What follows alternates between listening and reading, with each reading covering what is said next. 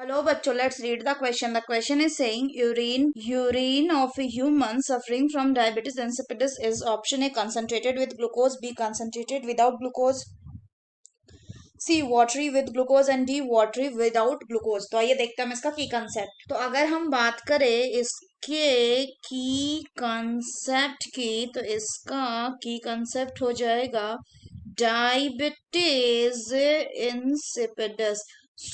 अगर हम बात करें डायबिटीज इंसिपिडस की तो इसमें क्या होता है. इसमें जो किडनी होता है it passes passes it pass an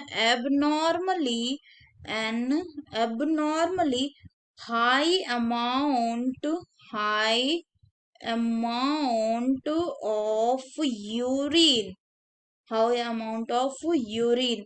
और जो यूरिन होता है वो इस केस में कैसा होता है. वो होता है आपका डाइल्यूट यानी उसमें ज्यादा वाटर होगा एंड ऑर्डरलेस. अगर बात करें ग्लूकोज लेवल की तो glucose level diabetes insipidus person में क्या होता है, नॉर्मल होता है. तो अगर हम बात करें डायबिटीज इंसिपिडस क्यों होता है, वो तब होता है जब किडनीज जो है they are not able to concentrate the urine.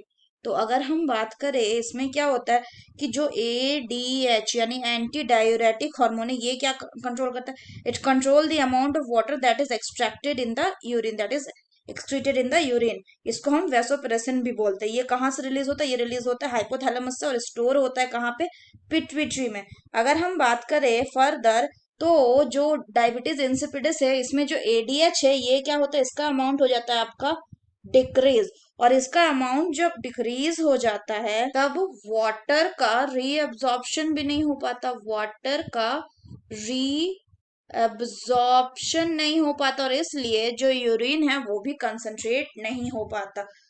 अगर हम बात करें कि किसी भी ऐसे पेशेंट में जिसमें डायबिटीज इंसिपिडस है उसका यूरिन कैसा होगा, उसका यूरिन ज्यादा डाइल्यूट होगा और उसमें ग्लूकोज नहीं होगा क्योंकि ग्लूकोज लेवल नॉर्मल होता है in case of diabetes insipidus. The correct option will be option D, that is watery without glucose. So that's all for the question, bachcho. Hope you understood it well. Best of luck.